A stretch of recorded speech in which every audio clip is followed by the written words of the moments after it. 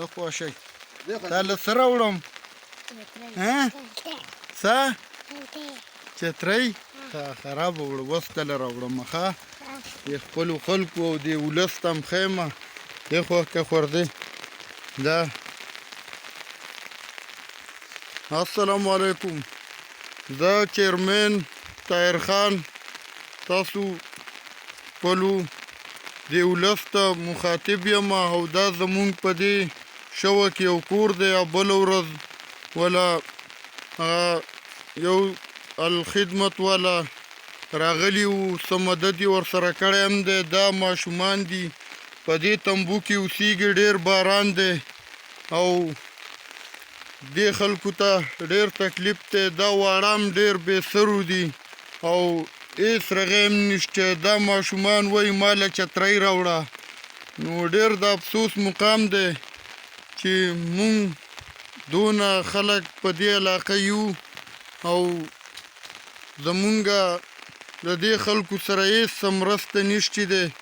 نو په دې خبره به مونږ ډېر افسوس وکړو او زما د دې علاقې تحصیل یادینځی لوی اردیر کم MNA همایون خان او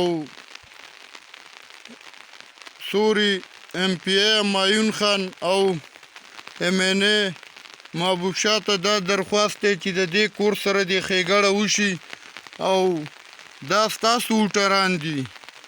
دا ستاسو عوام دی او دا واز دې ټول ولس ته ورسوئ چې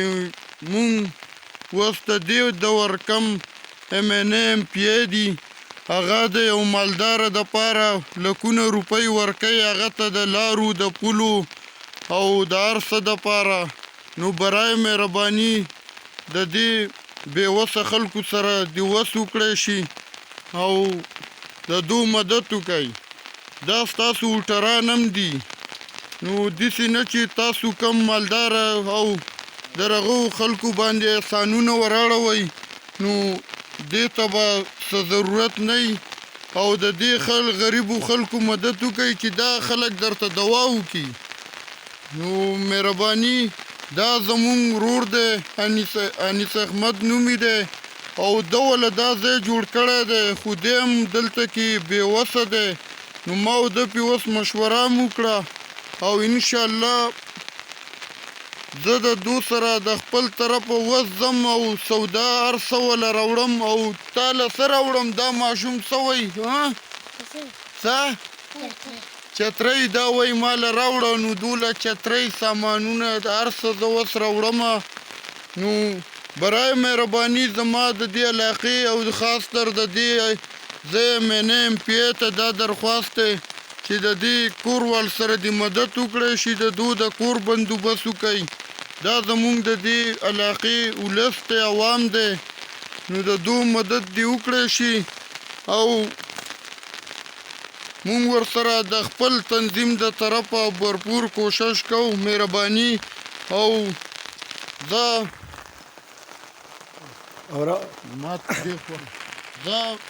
تاسو ته ټول ولس ته دا پیغام ورکوم چې دا کور والا لاچاره دي د دو مدد وکړئ خاص تر د دې علاقې چې کم MPA دی همایون خان د تحریک انصاف هغه ته زما دا درخواست دی چې په شوه کې زمونږ په منځ پلو کې دا یو کور دی اوله راشه او د دې تماشه وکړه او بیا چې د دې نه اخوا څه یو مونږ به ستا میلمستیا وکړو ستا لارې ته به ولاړ یو او د دې نه اخوا چې زمونږ څه دلته کې یي هغه به د دې خلکو سره مدد وکړو په شریکه